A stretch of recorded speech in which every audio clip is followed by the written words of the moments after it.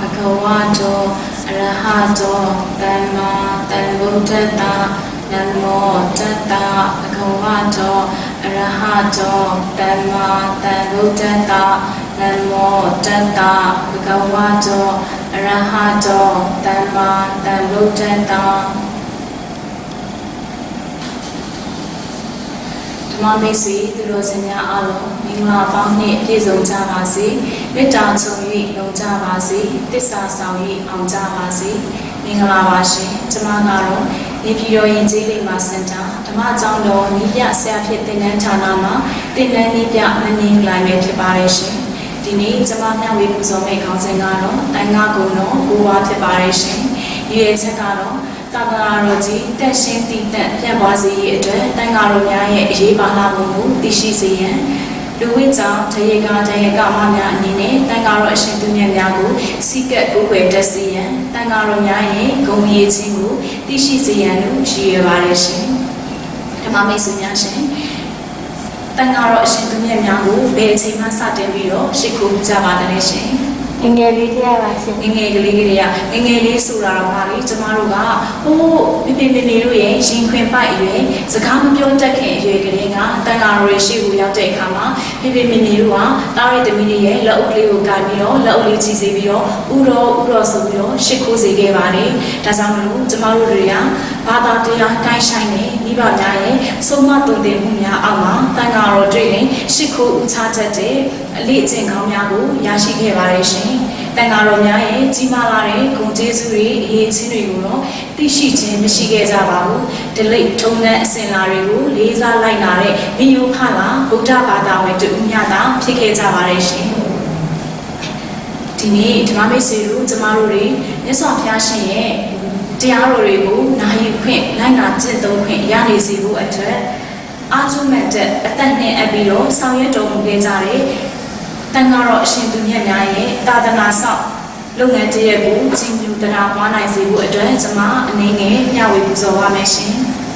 Tā thana rō nē Bīyā ngā sē mā tī hū pī mā Sānda mā tī tā sū re tabō mē jī phit pō kē bā re Tā thana rō nē bīyā ngā sē sū rā gā rō Mya sō mya shin Pray ni bān phit wī re nāng tit pā bīyā ngā sē chā re khā mā Tī ye tabō mē sī bē jī phit pō kē re bō nō Ē ye tabō mē jī hā sānda nī tai āng phit pō kē re atwē Ē dī tā mā shī ye pī tu rī hā sī ye chat tē kē jā re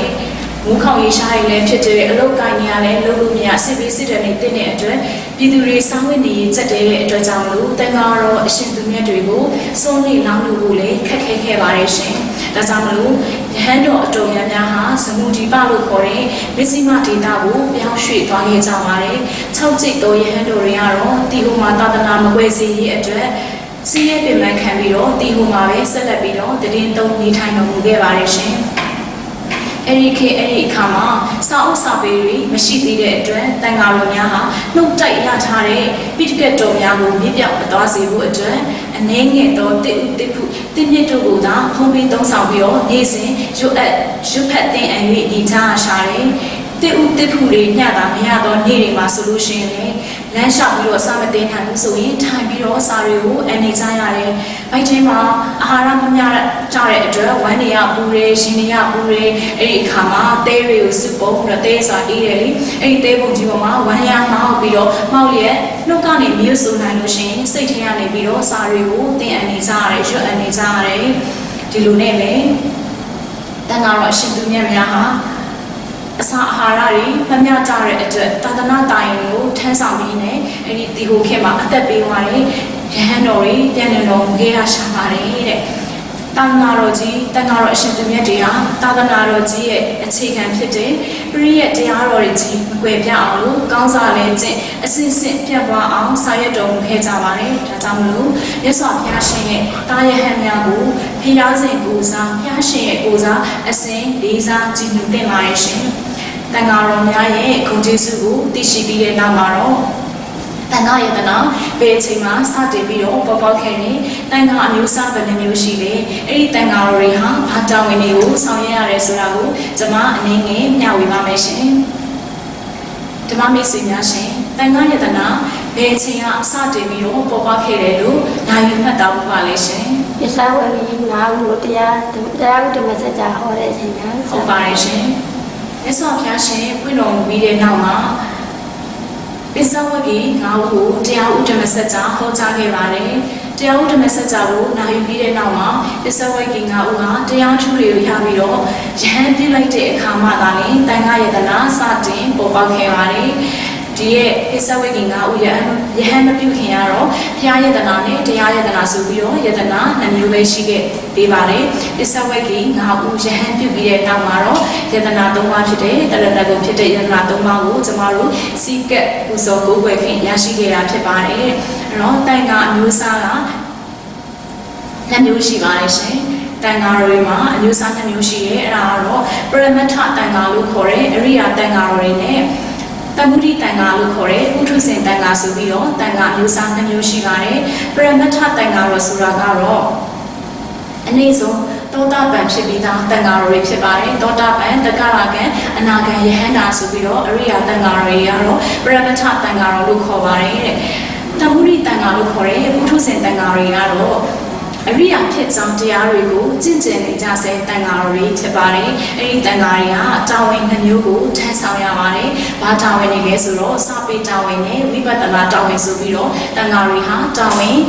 2ပါးကိုထမ်းဆောင်ရပါတယ်တဲ့။ဒုရအနေနဲ့ပြောမယ်ဆိုရင်တော့ဒုရ2ပါးကန္ထဒုရနဲ့ဝိပဿနာဒုရဆိုပြီးတော့ဒုရ2ရက်ကိုထမ်းရပါတယ်တဲ့။ကန္ထဒုရလို့ခေါ်တဲ့စာပေတာဝန်တွေဆိုတာကတော့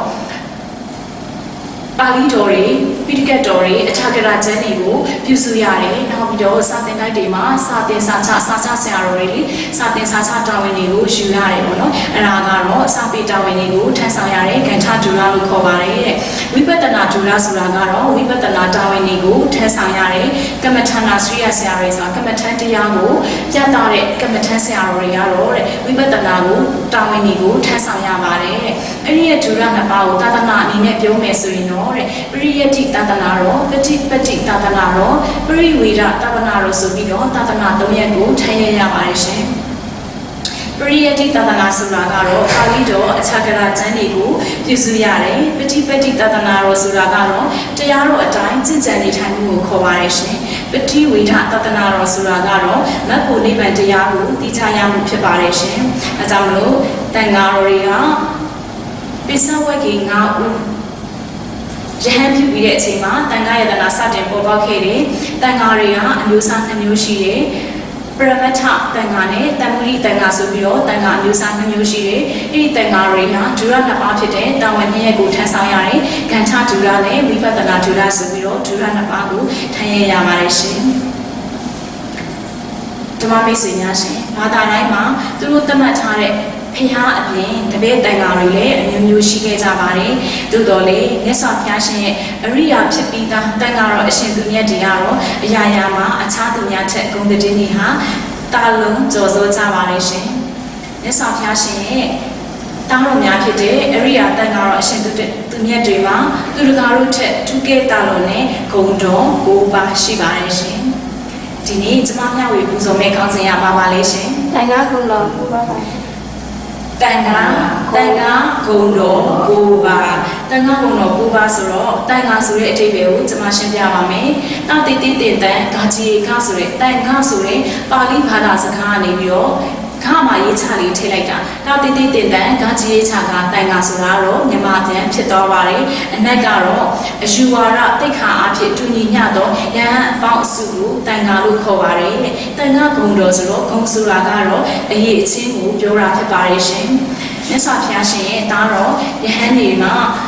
သူကတို့ရဲ့ထုခဲ့တာတော်နဲ့ဂုံတော်ဘယ်နှပါရှိရလို့ကျွန်မပူဇော်ခဲ့ပါလဲရှင်။9ပါးရှိရလို့9ပါးပါ။နံပါတ်1ဂုံတော်ကတော့တုပ္ပတိပန္နဂုံတော်တဲ့ကောင်းမွန်စွာကျင့်ခြင်းဆိုတဲ့ဂုံတော်တွေနဲ့လည်းပြည့်စုံတော်မူပါတယ်တဲ့။ဘာလို့ကောင်းမွန်စွာကျင့်လဲဆိုရင်မြတ်စွာဘုရားရှင်ချမှတ်ထားတဲ့သာသနာတော်နဲ့လျော်ညီအောင်ဆုံးမအပ်သော229သွေးအကျဉ်းအဖြစ်229သွေးအကျဉ်းအဖြစ်ဂတိ9185တန်36000သောတိခါဘုတ်တွေကိုတဲ့လုံးဝဥဒ္ဒုံအကုန်အစင်လိုက်နာ၍ကျင့်သုံးဆောင်ရွက်တော်မူပါတယ် နေတော့တိတိလေးအဖြစ်တိတိလေးကိုတော့မှာတဲ့အလွန်ကြီးလေးရဲ့လို့ယူဆပြီးတော့ရှောင်ကျင်တော်မူကြပါတယ်။ဘာနဲ့အလားတက်တဲ့တူလဲဆိုရင်စာမရီတာဆိုတဲ့တားတော်တစ်မျိုးဟာသူ့ရဲ့အမီးကိုအလွန်ပဲတန်ဖိုးထားတယ်။အသက်နဲ့လဲပြီးတော့အမီးကိုကာဝယ်စောင့်ရှောက်တယ်တဲ့။ဥပမာပေါ့နော်။သူ့ရဲ့အမီးကအဲဒီစာမရီတာရဲ့အမီးကချုံဖို့တစ်ခုခုမှညှိသွားမယ်ဆိုလို့ရှိရင်လွတ်အောင်ရှုံးမယ်ဆိုရင်ဒီအမိပြက်စီးသွားမှာဆိုလို့အဲ့ဒီနေရာလေးလုံးဝမရွေပဲနဲ့နေတဲ့အစာရည်စာအငက်ခံပြီးတော့အဲ့ဒီနေရာမှာပဲတည်သွားတယ်ပေါ့နော်သူ့ရဲ့အမိကိုအသက်နဲ့လဲပြီးတော့ဆောင်းလျှောက်တကယ်သူပဲတဲ့မြတ်စွာဘုရားရှင်ရဲ့တားတော်တန်ကတော့အရှင်သူမြတ်တွေကဝိနည်းသိက္ခာပုဂ္ဂိုလ်ကျိုးပေါက်မှာဖြစ်တယ်ဆိုလို့ရှိရင်တဲ့အသက်ကိုသာအသေးခံမယ်တဲ့တင်းငယ်တော့ဝိနည်းဟူတော်မှာချုပ်ခောက်တော်မမူပါဘူးတဲ့တာရကအနေနဲ့ပြောရမယ်ဆိုရင်အရှင်သာရိပုတ္တရာမထေရမြတ်ကြီးရဲ့အရှင်မဟာမောဂလန်မထေရမြတ်ကြီးရဲ့ဟာတော်ထဲမှာတရားဓမ္မတွေကျင့်သုံးနေထိုင်တော်မူတယ်ဒီနေ့မှာအရှင်သာရိပုတ္တရာမထေရမြတ်ကြီးဟာလေနာယောဂထတော်မူလာတယ်အဲဒီအခါမှာအရှင်မဟာမောဂလန်ကိုရောမြတ်ကြီးကတည်င်းကြီးကြွတယ်နောက်တော့ကဘလို့စီးပွားမျိုးတွေကိုပြီးဝဲသုံးဆောင်ပြီးတော့ချမ်းသာရရခဲ့ပါတယ်လေလို့မြင်တယ်အဲဒီခါမှာအရှင်သာရိပုတ္တရာမထေရမြတ်ကလူဘဝတော်ကတော့အမေဖြစ်သူလုံကြီးတဲ့ထောပတ်ပြားတကရောထားတဲ့လူရည်တက်တက်ထမင်းနုခနာထမင်းပေါ့နော်အဲ့ဒါကိုသုံးဆောင်ပြီးတဲ့အခါမှာတတ်တာရခဲ့ပါတယ်ဆိုပြီးတော့အရှင်နှစ်ပါးအပြန်အလှန်လေးလျှောက်တာကိုအနီးမှာရှိတဲ့တိပိဆောင်ကကြားသွားတယ်အဲ့ဒီခါမှာတိပိဆောင်ကအရှင်မဟာမောဂလန်ကိုဆွမ်းလောင်းလူတဲ့ဆုံးတခိုင်ကိုသွားပြီးတော့မနေ့ပြန်မှာအရှင်မဟာမောဂလန်မထေရမြတ်ကြီးဆွမ်းကြတဲ့အခါမှာလူကနာဆုံးကိုလောင်းလူပါဆိုတော့တာအကြီးကိုဝင်ပူးပြီးတော့ပြောတယ်ပေါ့နော်အဲ့တော့အရှင်မဟာမောဂလန်မထေရမြတ်ကြီးကလည်းငါရှင်သာရိပုတ္တရာရဲ့ဖုံးကန်ကြောင်းတော်၎င်းရှင်မဟာမောဂလန်မထေရရဲ့ဖုံးကန်ကြောင်းတော်၎င်းမနေ့ပြန်မှာလူကနာဆုံးများရလောက်ပါရဲ့လို့အချင်းချင်းရှောက်တင်နေကြတယ်နောက်တနေ့မနက်မှာတော့အရှင်မဟာမောဂလန်မထေရမြတ်ကြီးကဆုံးကြွတယ်ဆုံးလောင်းလူနေကြဆုံးတခါအင်းကလည်းလူကနာဆုံးကိုချက်ပြီးတော့အရှင်မဟာမောဂလန်မထေရမြတ်ကိုဆက်ကတ်တယ်ပြီးတော့တပိတ်ထဲကိုလည်းထည့်ပြီးတော့ကတ်လူလိုက်တယ်ပေါ့အဲဒီခါမှာအရှင်မဟာမောဂလန်မထေရမြတ်ကလည်းဒီလူကနာဆုံးကိုယူဆောင်ပြီးတော့အရှင်သာရိပုတ္တရာမထေရမြတ်ကိုပြင့်ဖိတ်ပြီးတော့လူကနာဆုံးကိုကတ်လူတယ်အဲဒီအခါမှာအရှင်သာရိပုတ္တရာမထေရမြတ်ကဒီဆုံးဟာဘလို့အကြောင်းကြောင့်ဖြစ်လာတယ်လေလို့စဉ်းစားဆင်ခြင်လိုက်တဲ့အခါမှာရုပ်ကစုံနဲ့မင်းကြီးရဲ့နှုတ်ကနေမိတ်မြပြီးတော့ရလာတဲ့ဆုံးဖြစ်နေတာကိုသိလိုက်ရတယ်။ဒါကြောင့်မလို့တဲ့ဝစီနှစ်ကိုဝီမိ၍ဖြစ်တော့တနည်းအားဖြင့်နှုတ်ကနေမိတ်မြ၍ရတဲ့ဆုံးဟာတဲ့အသက်မွေးမှုမစင်ကြယ်ဘူးတဲ့။ငါရဲ့ဦးအခွေဟာစာလောင်လုံးတဲ့အတွက်အပြင်သို့ထွက်ပြီးတော့အသက်ပင်တည်ချင်းတည်သွားပါစေတဲ့။တမအာဇီဝဖြစ်အသက်မွေးမှုကိုငါမဖြန်းဆိုပြီးတော့ရဲတောက်ပြေးကြတော်မူခဲ့ပါတယ်ရှင်။အဲ့ဒီနောက်မှာတော့အရှင်မဟာမောဂလန်မထေရမြတ်ကိုဤစွန်းဟာမတုံးဆောင်ထိုက်ဘူးလို့မိန့်လိုက်ပါတယ်အရှင်မဟာမောဂလန်မထေရမြတ်ကြီးကလည်းအဲ့ဒီရဲ့နုကနာစွန်းတပိတ်ကြီးကိုယူပြီးတော့တပိတ်ဝါကနေပြီးတော့ကင်ပြီးတော့ဒီရဲ့နုကနာစွန်းကိုတင့်တော်အရဲ့မြေမှာလောင်းချလိုက်တယ်နုကနာစွန်းကြီးမြေပေါ်မှာတည်တဲ့အချိန်မှာပဲအရှင်သာရိပုတ္တရာမထေရမြတ်ရဲ့ဟိနာယောဂဟာလုံးဝကင်းစင်သွားပါတယ်တဲ့အဲ့ဒီကာလကနေစပြီးတော့45ဝကာလတိုင်အောင်အရှင်သာရိပုတ္တရာမထေရမှာအဲ့ဒီဟိနာယောဂတွေထားခဲ့တော့ပါဘူးတဲ့ဒါကြောင့်မလို့မြတ်စွာဘုရားရဲ့တားတော်များဖြစ်တဲ့အရိယာတန်ဃာတော်အရှင်သူမြတ်တွေဟာတင်းငယ်တဲ့တိတ်ခါပုတ်တော်လေးကိုတော့ချိုးဖောက်ခြင်းမပြုဘဲနဲ့ဝိနည်းတွေကိုကောင်းမွန်စွာထိမ့်သိမ်းဆောက်ရှောက်ရင်းနဲ့ကောင်းမွန်စွာကျင့်တော်မူခဲ့ပါတယ်ရှင်။နံပါတ်1ဂုဏ်တော်ဖြစ်တဲ့ဥစ္စုပတိပဏ္ဏဂုဏ်တော်ဆိုတာကတော့ဖြောင့်မှန်စွာကျင့်ခြင်းမြတ်စွာဘုရားရှင်ရဲ့တပည့်အစစ်ဖြစ်တော်မူတဲ့အရိယာတန်ဃာတော်အရှင်သူမြတ်တွေဟာစင်လဲကောက်ကျစ်ခြင်းနှဲ့ဖျားလိမ်ညာခြင်းမရှိဘဲနဲ့ဖြောင့်မှန်စွာလမ်းမှန်အတိုင်းဖြစ်ကျင့်တော်မူကြပါတယ်တဲ့ရာဇဂျိုပြည်မှာတိတ်ချီတွေကသူတို့ကိုသူတို့ယဟန္တာတွေဆိုပြီးတော့အယောင်ဆောင်တည်င်းထွင်ပြီးတော့ယဟန္တာအယောင်ဆောင်ပြီးတော့နေတယ်ပေါ့နော်ဒီနေ့မှာတော့ရာဇဂျိုတထေးကြီးကရေချိုးသွားရင်းနဲ့ရေချိုးစိတ်မှာ12ခုနန်းသာတုံးကြီးကိုစေယူရရှိရဲ12ခုနန်းသာတုံးကြီးကိုတပိတ်ပြုတ်လုပ်တယ်တပိတ်ပြုတ်လုပ်ပြီးတဲ့အခါမှာဒီ12ခုတပိတ်ကြီးကိုအတောင်60မြင့်နဲ့ဝလုံးမှာချီပြီးတော့ချိတ်ဆွဲထားတယ်ပြီးတော့တထေးကြီးကစကြတထေးကြီးကကျင်းညာချက်တရက်ကိုထုတ်ပြန်လိုက်တယ်အဲဒီကျင်းညာချက်ကဘာလဲဆိုရင်အခုခါမှာယဟန္တာတွေအလုံးများပြားလာတယ်ဟာဟိုကိုင်းကလူတွေကလည်းသူတို့ယဟန္တာဒီဘက်ကတိတ်တိတွေကလည်းငါတို့ကတော့ယဟန္တာဆိုပြီးဟိုလူကလည်းယဟန္တာဒီလူကလည်းယဟန္တာဆိုပြီးအယောင်ဆောင်တွေအလုံးပဲပုံများလာတယ်ပေါ့နော်ဒါကြောင့်မလို့ယဟန္တာအစစ်အမှန်ရှိရဲဆိုရင်ဒီအတောင်60မြင့်နဲ့ဝလုံးမှာချိတ်ဆွဲထားတဲ့12ခုတပိတ်ကိုစောင့်ယူစေဆိုပြီးတော့ကျင်းညာချက်တရက်ကိုထုတ်ပြန်နေတယ်အဲဒီခါမှာ အယောင်ဆောင်ထားတဲ့တိတ်ထီတွေနဲ့တခြားသောကိုရဟန္တာလို့ကြော်ညာနေတဲ့သူတွေကအဲ့ဒီရဲ့ဝလုံး1060နဲ့ဝလုံးနာမှာချိတ်ဆွဲထားတဲ့12ခုတပိတ်ကြီးကိုယူဖို့အတွက်အပြိုင်အဆိုင်ဟန်ဆောင်နေတယ်။အော်သူတို့ကတကယ်ပဲတကိုးရှိပြီးတော့တကိုးနဲ့ပြန်ပြီးတော့ဒီတပိတ်ကိုယူအောင်ပြုတယ်။သူတကယ်လည်းမပြန်နိုင်တော့သူ့ရဲ့နောက်လိုက်တပိတ်သားသမီးတွေရတယ်သိတယ်။သိတဲ့အတွက်သူတို့ရဲ့ဆရာတွေကတကိုးနဲ့ပြန်ပြီးတော့ဒီတပိတ်ကိုယူမယ်ဟန်ပြန်လိုက်တပိတ်တွေကဆွဲလိုက်။အိုးအရှင်ဘုရားတန်ဖိုးမရှိတဲ့ဒီတပိတ်တစ်လုံးအတွက်တကိုးကြီးရဲ့အရှင်ဘုရားရဲ့တကိုးတွေကိုအလဲဟတ်မပြုံးကြည့်ပါနဲ့ဆိုပြီးတော့ဆရာတွေကဟန်ဆောင်လိုက်တပည့်တွေကဆွဲလိုက်ဆရာတွေကဟန်ဆောင်ပြီးတော့အမြင့်ကိုတကိုးနဲ့ကြောမယ်လုပ်လိုက်တပည့်တွေကဆွဲလိုက်နေသူတို့ရဲ့ဟန်ဆောင်ပွဲကြီးကို9ရက်တိုင်အဲ့ဒီနာမှာစီစီကားကားကျင်းပခဲ့တယ်ပေါ့နော်9ရက်မြောက်တဲ့နေ့မှာတော့အရှင်မဟာမောဂလမထေရကအရှင်ပိဏောလမထေရကိုအဲ့ဒီရဲ့တပည့်ကိုဆောင်ယူစေတယ်ဒီခါမှာအရှင်ပိဏောလမထေရ3လဝုံညကြီးမားတဲ့ကြောက်ဖြာကြီးကိုခြေမလေးနဲ့တွတ်ပေါ်ပြီးတော့အဲ့ဒီကြောက်ဖြာပေါ်မှာရဲလျက်နဲ့ပဲကောင်းကင်ကိုတကိုးတော်နဲ့ပြန်ချပြီးတော့စန္ဒကူတပိတ်ကိုဆောင်ယူခဲ့ပါတယ်တဲ့အဲ့ဒီလိုမျိုးဒီရဲ့ကြောက်ဖြာကြီးကိုခြေနဲ့နေပြီးတော့အပေါ်ကြွားတဲ့အခါမှာအယောင်ဆောင်ထားတဲ့တိတ်တီတွေကသူတို့ကိုပြုတ်ကြမှာဆိုလို့နီးစရာစကောတွေစကားတွေဘန်းတွေကိုခေါင်းပေါ်မှာတင်ပြီးတော့အရှင်ဘုရားတတိထားတော်မူပါဗျာအရှင်ဘုရားတတိထားတော်မူပါဗျာဟိုပြေးဒီပြေးနဲ့တိတ်တီတွေရဲ့ဟန်ဆောင်ပြီးတော့မဖြောင့်မမှန်လူတွေအဆက်ပွဲတဲ့ပွဲတစ်ပွဲလည်းဖြစ်ခဲ့ပါတယ်တဲ့ဒါကြောင့်မလို့မြတ်စွာဘုရားရှင်ရဲ့တားတော်ယဟန်များကတော့ဒိညာနဲ့ပြားခြင်းမရှိဘဲနဲ့ထောက်မှန်စွာပဲကျင့်ကြံနေထိုင်တော်မူခဲ့ပါတယ်တဲ့ရှင်ဆိုတော့နံပါတ်3ဂုဏ်တော်ဖြစ်တဲ့ယာယပတိပန္နဂုဏ်တော်ဆိုတာကတော့နိဗ္ဗာန်ရှိတန်၍ကျင့်ခြင်းဖြစ်ပါတယ်တဲ့ဒီအကြောင်းကိုတော့နိဗ္ဗာန်ရရဲ့အတွက်မိမိကိုမရှောင်မင်းနဲ့အလောင်းခံတော်မူခဲ့တဲ့ယဟန်တော်တစ်ပါးအကြောင်းနဲ့တာရကပြပါမယ်ရှင်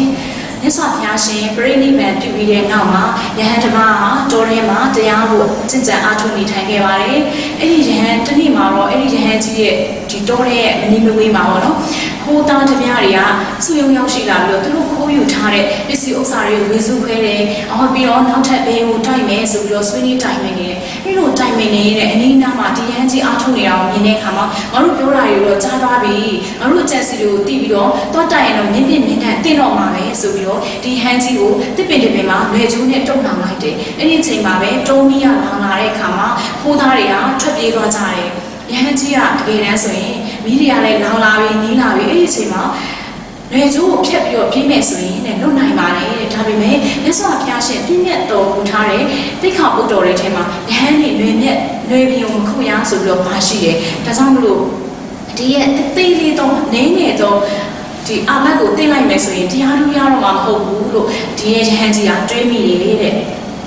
အမျိုးလောင်တော်မိထံကြီးကျယ်ပူလင်းလာတော့တဏှာဝိကြီးဒုက္ခမီးကိုသိမြင်တော်မူတဲ့အတွက်ကြောင့်မလို့တဲ့လွယ်ကျိုးကိုဖျက်တောက်ခြင်းမပြုတော့ဘဲနဲ့မိလောင်တို့ကနောက်ပါစေတော့ဘူးတရားကိုနှလုံးသွင်းပြီးနေထိုင်ခဲ့တာတဲ့အဲ့ဒီခါမှာယဟန်ဒီဟန်ကြီးကလည်းတရားကိုသာရှုမှတ်ပြီးတော့နေတယ်တော်မီးကလည်းတဖြည်းဖြည်းနဲ့အရှိန်ဟုန်မြင့်လာပြီးတော့ယဟန်ကြီးကိုမိတွေလောင်မြိုက်တယ်ဆက်လက်ပြီးတော့တရားကိုပဲနှလုံးသွင်းပြီးတော့ကျင့်ကြံအားထုတ်နေတဲ့အခါမှာခန္ဓာကိုယ်လည်းမီးလောင်ပြမကြခင်လေးမှာပဲတဲ့ယဟန်ကြီးကယဟန်တာအဖြစ်သို့ရောက်ရှိခဲ့ပါတယ်တဲ့ဒါကြောင့်မလို့နိဗ္ဗာန်ကိုရှေ့တန်ပြီးတော့ကျင့်ကြံတဲ့ယဟန်တော်တွေအတွက်တိတိလေးတော့ဝိနည်းတော်တွေကိုတော့ချိုးဖောက်ခြင်းမပြုခဲ့ပါဘူးတဲ့နိဗ္ဗာန်ကိုရည်တန်၍ကျင့်ကြံတဲ့ဘုရားသားတော်ဖြစ်ပါတယ်ရှင်ဒါကတော့နံပါတ်3ခုတော်ဖြစ်ပါတယ်အခုနံပါတ်4ခုတော်ဖြစ်တဲ့တာမီစိတ်ပฏิပန္နာခုတော်ရိုသေထိုက်အောင်ကျင့်ကြံတော်မူခြင်းဆိုတဲ့ခုတော်ကိုပူဇော်ပါမယ်ရှင်ဓမ္မမိတ်ဆွေများရှင်မြတ်စွာဘုရားရှင်ရဲ့သားတော်အရိယာတိုင်ကတော့အရှင်သူမြတ်တွေဟာတိရသမာဓိပညာတိက္ခာ3ရပ်ကိုစောင့်ထင်းတော်ဖြစ်ကျင့်တော်မူခဲ့တဲ့အတွက်ကြောင့်လူအများရဲ့ရိုသေမှုနဲ့ထိုက်တန်ပါတယ်ရှင်တာရကအနေနဲ့ပြမယ်ဆိုရင်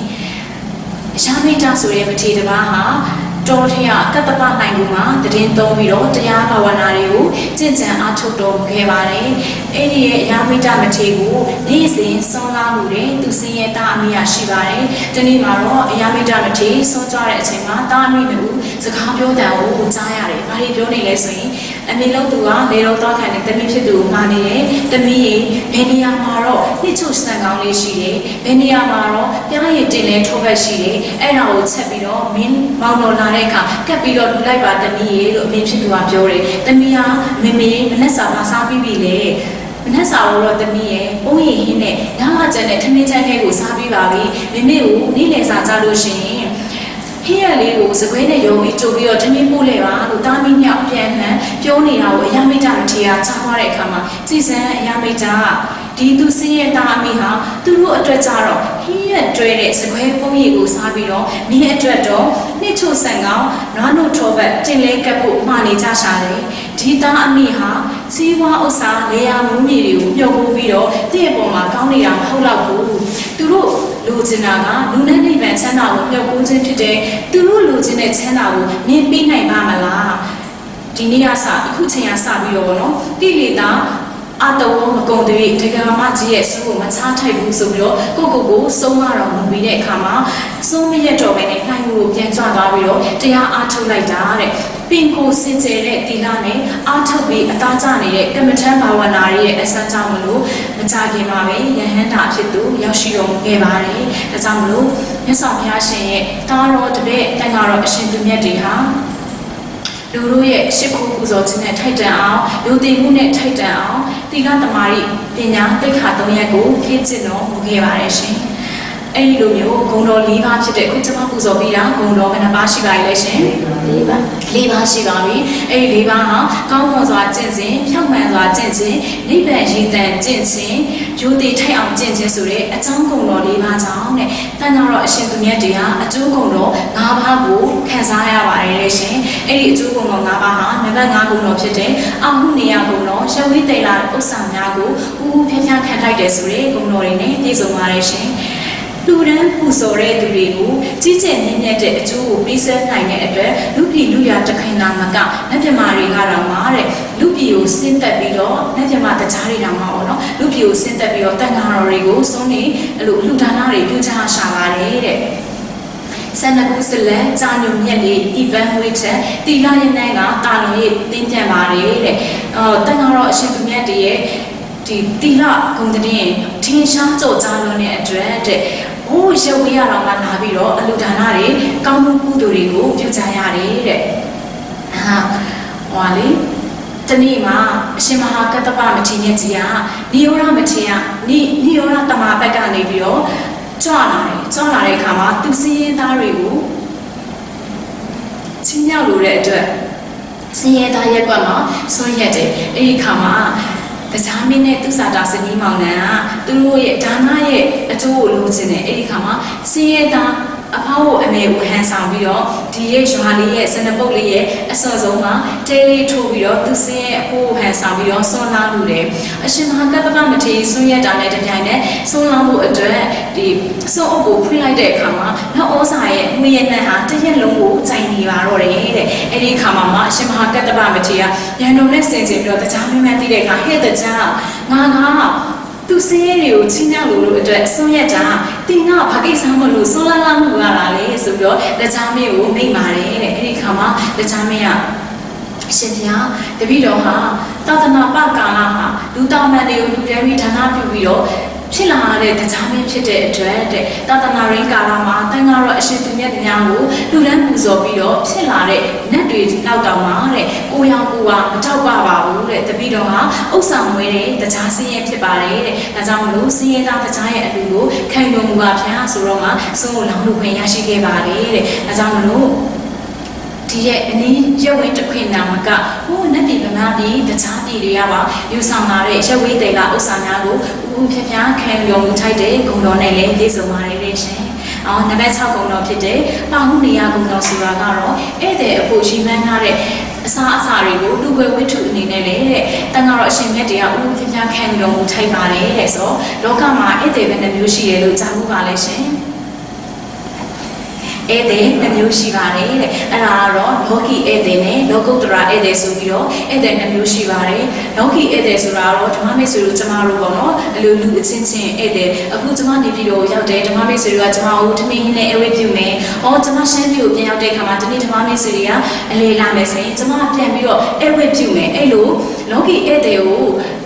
အဲ့ဝဲပြုတဲ့နေရာမှာအတုအလှည့်ကျေးဇူးတွေရနိုင်တယ်ပေါ့နော်ထိုက်တဲ့လောက်အကျိုးပေးကောင်းပေးပါမယ်တဲ့ဒါပေမဲ့လောကုတ္တရာဧည့်သည်ဖြစ်တဲ့တန်ဃာတော်အရှင်သူမြတ်တွေကိုဧည့်ဝဲပြုတာတော့တဲ့တန်ဃာတစ်လျှောက်လုံးအကျိုးပေးရအလွန်ကြီးမားပါတယ်တဲ့ရဲ့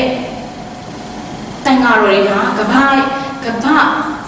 အဲဝေအပြုထိုက်ဆုံးထိတ်တန့်အကြဆုံးသောဧည့်သည်တွေဖြစ်ပါတယ်တဲ့။ဘာကြောင့်လဲဆိုရင်ဖျားတဆူပွင့်ဖို့ကအင်မတန်မှကြာရှည်လွန်းလာပါတယ်။မြတ်စွာဘုရားရှင်ပွင့်တော်မူမှသာလေတန်ဃာတော်တွေဆိုတာပေါ်ထွန်းလာတာဖြစ်တယ်။ဒါကြောင့်မလို့ကမ္ဘာအရှားပါဆုံးသောအဲဝေပြုထိုက်ဆုံးသောထိတ်တန့်အကြဆုံးသောဧည့်သည်တွေဆိုတာတန်ဃာတော်တွေကိုပြောတာပဲဖြစ်ပါတယ်ရှင်။နောက်ပြီးတော့အကယ်၍များတန်ဃာတော်တွေအိမ်ကိုကြွလာမယ်ဆိုရင်တဲ့တန်ဃာတော်တွေဖူးမြင်ရတဲ့အတွက်လက်လာပတ်ကြီးအဲ့ဒီအိမ်မှာလက်လာပတ်ကြီး၅မျိုးကိုရရှိပါတယ်တဲ့။အဲ့ဒီရဲ့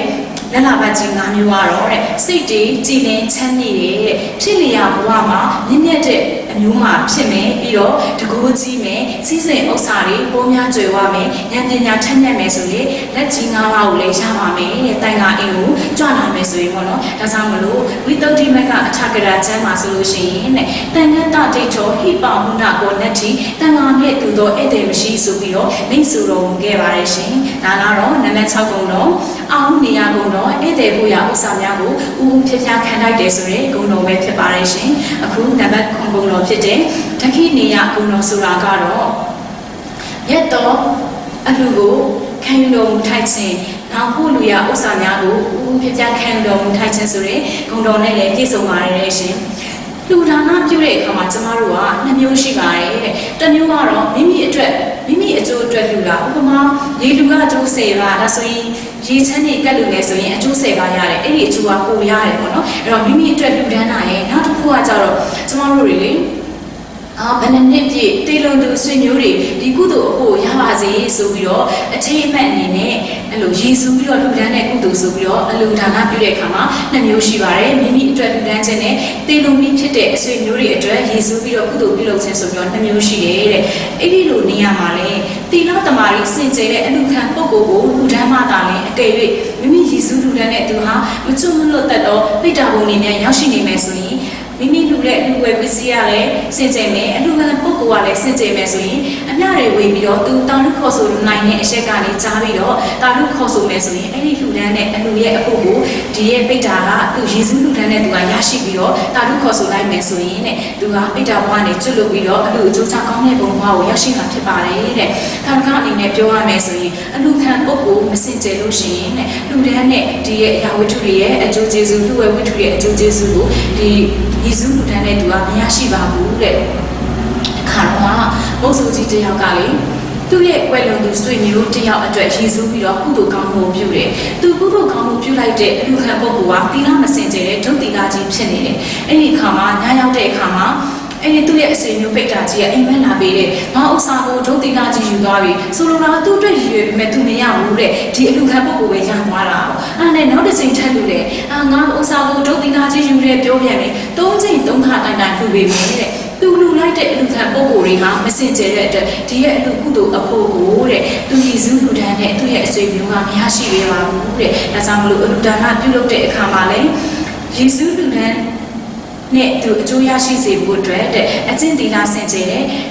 တန်ခါတော်အရှင်သူမြတ်တွေကိုလူဒန်းပြီးအမျှပေးဝေမှသာလေနဲ့မိမိရဲ့ရည်စူးတဲ့ကုသိုလ်အကျိုးကိုရရှိနိုင်မှာဖြစ်ပါတယ်တန်ခါတော်အရှင်သူမြတ်တွေကလည်းနောင်ဖို့လူရဥစ္စာများကိုဥပဒေခံထိုက်တဲ့မြင့်မြတ်သောအလူကိုခံယူမှုထိုက်ခြင်းဆိုတဲ့ဂုဏ်နဲ့ပြည့်စုံပါတယ်ရှင်အခုနံပါတ်8ဂုဏ်တော်ဖြစ်တဲ့အစ္စလီကရဏီယဂုဏ်တော်ကိုပူဇော်ပါမယ်ရှင်မြတ်စွာဘုရားရှင်ရဲ့တာတော်အရိယာတန်ခါတော်အရှင်သူမြတ်တွေဟာတိခ3ရက်နဲ့ပြည့်စုံတဲ့အတွက်လူတို့ရဲ့လက်အုပ်ချီမှုရှ िख ိုးပူဇော်ခြင်းနဲ့အထူးထိုက်တန်တော်မူပါတယ်ရှင်အရိယာတန်ခါတော်အရှင်သူမြတ်များတာမကအာတဝောကင်းကွာယဟန္တာဖြစ်လို့ရအတွက်တရားအထုတ်တော်မူကြတဲ့တန်ခါတော်များစင်မြန်းထားတဲ့သင်္ကန်းဟာမစင်လူနေပါစေတဲ့ရှ िख ိုးပူဇော်ထိုက်ပါတယ်တဲ့နောက်ပြီးတော့ယဟန်တော်များရဲ့အသုံးဆောင်ဖြစ်တဲ့ပရိက္ခယာ10ပါးဟာလည်းလူတို့အမျက်တနုကိုဝေရာစီဒီထိုက်ပါတယ်တဲ့ဒီလိုမျိုးယဟန်တော်တွေကိုကြည်ကြည်နူးနူးလေးလေးဆဆမျက်မျက်နူးနူးနဲ့ရှ िख ိုးပူဇော်တဲ့အခါမှာကောင်းကျိုးချမ်းသာတွေအလုံးမဲရရှိပါတယ်တဲ့တာရကအနေနဲ့ပြောရမယ်ဆိုရင်မြတ်စွာဘုရားရှင်ရဲ့လက်ထက်တော်အခါတုန်းကခလေးလေးတယောက်9နှစ်အရွယ် ခလေးလေးတယောက်ရှိတယ်သူကနောက်9ရက်နေအသက်သေးတော့မှဘလူးစားခံရပြီးတော့သေတော့မဲ့ခလေးလေးပေါ့နော်ဒါပေမဲ့အဲ့ဒီခလေးလေးက9ရက်ပတ်က9ရက်တာကာလပတ်လုံးမှာတဲ့မြတ်စွာဘုရားရှင်အမှုပြုတယ်တန်ခါတော့အရှင်သူမြတ်တွေကိုတဲ့နေ့စဉ်ရှ စ်ခုပူဇော်တဲ့ကုသိုလ်ကောင်းမှုကိုပြုခဲ့တဲ့အတွက်သူက9ရက်ပြည့်ရဲ့နောက်မှာဘလူးစားမခံရတော့ဘဲနဲ့အသက်120တိုင်အောင်ရှည်ရတဲ့အတွက်သူ့ကိုဒီခါမှုတတိုးသားလို့တော့အမည်တွင်ပါတယ်တဲ့အသက်ရှည်တော့သူပေါ့နော်အဲ့တော့9ရက်တည်ရမယ်9ရက်အတွင်းတည်ရမယ်ဒီကလေးလေးဟာဘုရားရှင်နဲ့တန်ခါတော်တွေကိုရှ စ်ခိုးဝင်ပူဇော်ခွင့်ရတဲ့အတွက်အသက်တွေရှည်သွားပါတယ်တဲ့။ဒါကြောင့်မလို့မြတ်စွာဘုရားရှင်ရဲ့သားတော်အရိယာတန်ခါတော်အရှင်သူမြတ်ဒီဟာအစ္စလီကလေနီယာကုံတော်ရှ စ်ခိုးပူဇော်မှုရောအထူးကိုလည်းဥပပြခံတော်ထိုက်ပါတယ်ရှင်။အခုနန္ဒကိုကုံတော်ဖြစ်တဲ့အနုတ္တရံပုံညာခိတ္တကုံတော်ကိုပူဇော်ပါမယ်။ကုသိုလ်ကောင်းမှုကိုလူလားကြကုန်သောလူနဲ့ပြမာရိရဲ့အလူကိုခံတော်ထိုက်တော်ကုံတော်အနုတ္တရံပုံညာခိတ္တကုံတော်ဖြစ်ပါတယ်။တန်ခါတော်အရှင်သူမြတ်များကိုလူတန်းခြင်းဟာကြီးကျယ်ဖွံ့ဖြိုးတဲ့ကောင်းကျိုးကိုဖြစ်စေပါတယ်ရှင်။သာသနာအနေနဲ့ပြရမယ်ဆိုရင်မြတ်စွာဘုရားရှင်လက်ထက်တော်မှာသူမနတထေးကြီးရဲ့ကျေးကျွန်မောင်ပုံနာဆိုတဲ့သူစင်ရဲ့တယောက်ရှိတယ်။သူဟာမနက်စောစောလေးထွန်ရအရက်မှာအရှင်သာရိပုတ္တရာမထေရမြတ်ကိုဖူးမြော်ရတဲ့အတွက်တန်မှုကိုလူတန်းခဲ့တယ်။အဲဒီနောက်မှာသူတမနက်ခင်းလုံးသူ့ရဲ့အလုပ်ဖြစ်တဲ့လေထွန်ခြင်းကိုပြုနေခဲ့တယ်ပေါ့နော်။အော်နေ့နေ့ချိန်ရောက်တဲ့အခါမှာသူဇနီးကမောင်ပုံနာထံကိုထမင်းလာပို့တယ်ပေါ့။အဲ့တော့သူထမင်းပို့လို့လာရလမ်းမှာအရှင်သာရိပုတ္တရာမထေရမြတ်ကိုဖူးမြင်ရတဲ့အတွက်အရှင်ဘုရားတပည့်တော်သူစင်းရဲမရဲ့စွန်းကိုအလူခံတော်မူပါဗျာတပည့်ကိုချင်းရောက်တော်မူပါဗျာဆိုပြီးတော့အဲ့ဒီရဲ့မောင်မုံနာအတွက်ယူလာတဲ့ထမင်းဟင်းတွေကိုစွန်းအဖြစ်လောင်းလူလိုက်တယ်အဲ့ဒီအတွက်သူကအိမ်ပြန်ပြီးတော့ထမင်းဟင်းတွေချက်ရတယ်ပေါ့နော်ထမင်းချက်တဲ့အတွက်ထမင်းဘုရားနောက်ကျနေတော့သူခင်မွန်းဖြစ်သူအထက်ကိုရောက်တဲ့အခါမှာစိတ်မဆိုးပါနဲ့နော်ဒီနေ့လေလမ်းမှာရှင်သမားကိုတွေ့တဲ့အတွက်ရှင်းအတွက်ယူလာတဲ့ထမင်းဟင်းတွေကိုလေကျမအစောဖြစ်လောင်းလူလိုက်လို့ပြန်ချက်နေရတဲ့အတွက်နောက်ကျသွားတာပါလို့သူရဲ့ခင်မွန်းဖြစ်သူကိုပြောတယ်အဲ့ဒီအခါမှာမောင်ပုံနာဟာစိတ်မဆိုးတဲ့အပြင်ဝမ်းသာလိုက်တာကွာငါလဲလေမနက်ကရဟန်းတစ်ပါးကိုရေနဲ့တံမှုလောင်းလို့လိုက်ရတယ်ကွာဆိုပြီးတော့မြင်များကမနှက်ဝမ်းတာနဲ့အပြန်အလှန်အမျှတွေပေးပြီးတော့တာလူတွေခေါ်ဆိုခဲ့ကြပါတယ်တဲ့အဲဒီမှာသူစနီးပြန်သွားပြီးတဲ့နောက်မှာမောင်ပုံနာလေးကထမင်းနေစားတယ်စားပြီးတဲ့အခါမှာသူအနားယူကိုတရေတမောအိတ်ဆက်လိုက်တယ်တစ်ပင်လေးမှာအိတ်ဆက်ပြီးတော့သူတရေနူးတဲ့အခါကြည့်လိုက်တဲ့အခါမှာဟာသူမနက်ခင်းလုံးထွန်ထားတဲ့ဒီလေဝင်းပြင်မှာထွန်ချစ်ထွန်ခဲ့တဲ့ဝင်းတွေတောင်းတယ်ဟာသူဟာတလက်နဲ့ဗာလေအနောက်ကိုတောကြည့်တဲ့အခါမှာသူထွန်ထားတဲ့ဒီမြေစာခဲထွန်ချစ်တွေကရွှေလုံးရွှေခဲကြီးတွေဖြစ်နေတယ်အဲ့တော့မောင်ပုံနာလေးကလည်းဟာရွှေလုံးရွှေခဲကြီးတွေပါလားယူသားတဲ့သူဖြစ်တဲ့အတွက်သူကစင်းရင်းကလေအဲ့တော့သူ့ရဲ့တတိကြီးဖြစ်တဲ့သူနာတတိကိုတောပြီးတော့တတိမင်းဒီမှာတော့ကျွန်တော်မနက်ကလေထွန်ထားတဲ့လေဘက်ကြီးထဲမှာရွှေလုံးတွေအများကြီးပဲတွေ့ရဲ့အဲ့ခါမှာတတိကြီးလည်းလိုက်တယ်ဟာဟုတ်တယ်ရွှေလုံးတွေငါတို့ချမ်းသာပြီပေါ့တတိကြီးကလေကျုံထဲတဲ့သူရဲ့တပည့်တန်ခါတပည့်သားသမီးတွေနဲ့ပေါ့နော်ခေါ်လာပြီးဒီရွှေလုံးတွေကိုကျုံထဲတဲ့တောင်းနေတယ်ဒါပေမဲ့တခြားသူတွေတတိကြီးအပါဝင်သူ့ရဲ့အစီအပါတွေအလုပ်သမားတွေလက်နဲ့ထိလိုက်တာနဲ့တပြိုင်နက်ဒီရွှေလုံးရှိခဲတွေကမြေဆိုင်မြေခဲအဖြစ်ပြန်ပြီးတော့ပြောင်းသွားပါလေတဲ့ဟာအဲ့ဒါနဲ့ဒါဆိုရင်တော့ဒီရွှေလုံးရွှေခဲတွေကတထေးကြီးနဲ့မထိုက်တန်ဘူးမင်းမနာအဖြစ်သိမ်းယူလိုက်မယ်ဆိုပြီးဘင်းကိုတောင်းပြီးတော့တန်တဝူးတင်နေဘင်းကလည်းကဲမင်းမနာအဖြစ်သိမ်းယူစေဆိုပြီးတော့သူ့ရဲ့မင်းချင်းတွေကိုစိတ်လို့ပြီးတော့ဒီရွှေရုံးရွှေခဲတွေကိုသိမ်းယူနေပေါ့နော်ဒါပေမဲ့လည်းမင်းချင်းတွေရဲ့လက်နဲ့ထိတွေးလိုက်ရင်ဒီရွှေရုံးရွှေခဲတွေကမြေကြီးတွေပြန်ဖြစ်သွားတယ်ဟာဒါဆိုရင်တော့မောင်ပုံနာရဲ့ကောင်းမှုကံစေတနာအကျိုးပေးတာပဲဒါဟာမောင်ပုံနာနဲ့ပဲထိုက်တန်တယ်ဆိုပြီးတော့မောင်ပုံနာကပဲဒီရဲ့ရွှေရုံးရွှေခဲတွေကိုပိုင်ဆိုင်တယ်ဘီမင်းမြက်ကလည်းမောင်ပုံနာကိုဘဟုထနာတထေးပွဲကိုနှင်းအပ်တော်မူပါတယ်တဲ့နောက်ပြီးတော့မောင်ပုံနာကပေါ့နော်တထေးဖြစ်သွားတဲ့အတွက်သူကအိမ်ကြီးအကြီးဆောင်မဲရဲ့ဆိုအိမ်ဆောင်မဲအိမ်ဆောင်ဖို့အတွက်နေနေအောင်ရှင်းနေထုံတွေကိုရှင်းတဲ့ခါမှာရွှေအိုးတွေကိုထပ်ပြီးတော့တူဖို့ရရှိရဲတဲ့အဲ့လိုရွှေအိုးတွေကိုသူ့ရဲ့ဘောနော်ကုသိုလ်ကံတည်းရဲ့ရဟန်းတန်ဃာတွေကိုလှူဒန်းတဲ့အကျိုးကျေးဇူးကဘယ်လောက်ကြီးလဲဆိုရင်ချက်ချင်းကိုဒိဋ္ဌဓမ္မအကျိုးပေးတာပေါ့နော်ဒီမြေစာခဲတွေကထွန်းချစ်တွေဖြစ်အောင်များမှာကအိမ်ဆောက်ဖို့ခြုံရှင်းတဲ့ခါမှာလည်းဘာတွေကိုတွေ့လဲရွှေအိုးကြီးကိုတွေ့တယ်တဲ့အဲ့တော့ကောင်းကျိုးကြီးလားမကြီးလားတန်ဃာတော်ရှင်သူမြတ်တွေကိုလှူဒန်းရတာနော်အဲ့ဒါကြောင့်မို့လူနဲ့ဓမ္မကောင်းမှုမျိုးရဲ့အကျိုးထိုက်ဆုံးရာမြင်တယ်နဲ့တူပါတယ်တဲ့မိမိရဲ့ကုသိုလ်အကျိုးကိုကုသိုလ်အကျိုးအတွက်ပေါ့နော်ဥပမာလူဝဲဝိထုကမျိုးစေ့အလူရှင်ကလေသမားမျိုးစေ့လည်းဘလောက်ကောင်းကောင်းလုံအားကဘလောက်ပဲရှိ ကိုချတဲ့မျိုးစေ့ဟာနေစီနေလာမကောင်းလို့ရှင်အဲ့ဒီအပင်ကရှင်းတမ်းမှာမဟုတ်ပါဘူးတဲ့ဒါကြောင့်မို့လူဖွဲ့ဝိထုပစ္စည်းကဘလောက်ပဲတန့်စင်နေပါစေအလူရှင်ကစိတ်ကဒါနစိတ်ဒါနအဘလောက်ထက်တန်နေပါစေအလူခံပုဂ္ဂိုလ်မမြင်နဲ့နော်ကြီးကျယ်ဖွံ့ဖြိုးတဲ့ကောင်းကျိုးကိုမရနိုင်ပါဘူးတဲ့အဲ့တော့မဘုံနာရဲ့ဇနီးမောင်နှံဟာနေစီနေဩဇာကောင်းမှာမျိုးစေ့ချတယ်လို့ပဲတဲ့အလူခံပုဂ္ဂိုလ်ရဲ့မြင့်မြတ်တဲ့အတွက်ကြောင့်လို့သူဟာတထေးကြီးတွေဖြစ်သွားခဲ့တယ်နောက်ပြီးတော့လေအဲ့ဒီသူအိမ်ဆောက်ပြီးတဲ့အခါမှာ9 ရက် 9 လတိုင်အောင်တရားဝဲကြီးကိုကျင်းပပါတယ်တဲ့အဲ့ဒီတရားဝဲကြီးမှာမြတ်စွာဘုရားရှင်ကတရားဟောပြီးတော့တရားဟောတဲ့တရားလည်းအဆုံးမှာမောင်ပုံနာရောဇနီးရောသူတို့ရဲ့သမီးဥဒ္ဒရာလေးရော၃ယောက်စလုံးဟာတဲ့တောတာပန်နေတည်သွားပါတယ်တဲ့ဒါကြောင့်မလို့ကျွန်တော်တို့တွေကဒီသင်္ကန်းစာလေးကိုသင်ပြီးတဲ့အခါမှာရွေးချက်ဖြစ်တဲ့သာသနာတော်ကြီးတန်ရှင်းတည်တံ့ပြတ်ပွားရေးအတွက်တန်ဃာတော်တွေဟာဘလောက်တောင်ရေးပါခဲ့တယ်ပြီးတော့ကျမတို့တွေပူဇော်စည်းကပ်ခွင့်မြတ်စွာဘုရားရဲ့အဆုံးအမတွေကိုလိုက်နာကျင့်သုံးဖို့ခွင့်ရနေစေဖို့အတွက်ဒီသာသနာတော်ကြီးကိုတန်ဃာတော်တွေရဲ့အသက်သွေးချွေးတွေနဲ့ရင်းပြီးတော့ဆောက်ရှောက်ခဲ့တဲ့အတွက်တန်ဃာတော်ရဲ့ကျေးဇူးကြီးမားဖို့နောက်ပြီးတော့လူရေးကြောင့်တရေကမတွေဟာတန်ဃာတော်တွေကိုကြည်ညိုစည်းကပ်ကိုယ်ွယ်တက်စေဖို့တန်ဃာတော်တွေရဲ့ဂုဏ်ရည်ချင်းကိုသိရှိဖို့ဆိုတဲ့ရည်ရွယ်ချက်တွေကိုသိရှိလိုက်နာပြီးတော့ဓမ္မမိတ်ဆွေသူတော်စင်အပေါင်းတို့လည်းဒုရမပါဆောင်တန်ခါကိုချင်းချင်းထောက်ပံ့ခြင်းဟာတဲ့သာသနာတော်ကိုချင်းချင်းထောက်ပံ့ခြင်းနဲ့ညီပါတယ်တဲ့ဒါကြောင့်မို့သာသနာတော်ကိုချင်းချင်းထောက်ပံ့နိုင်တဲ့အမျိုးကောင်းသားမျိုးကောင်းသမီးသူတို့ကောင်းများဖြစ်နိုင်ကြပါစေလို့ဆုတောင်းရင်းနဲ့ကျမရဲ့တန်ခါဘုံတော်ကိုပါသင်ခန်းစာကိုဒီနေရာမှာပဲဒီကုန်းချုပ်အပ်ပါတယ်ရှင်အားလုံးကျေးဇူးတင်ပါတယ်ရှင်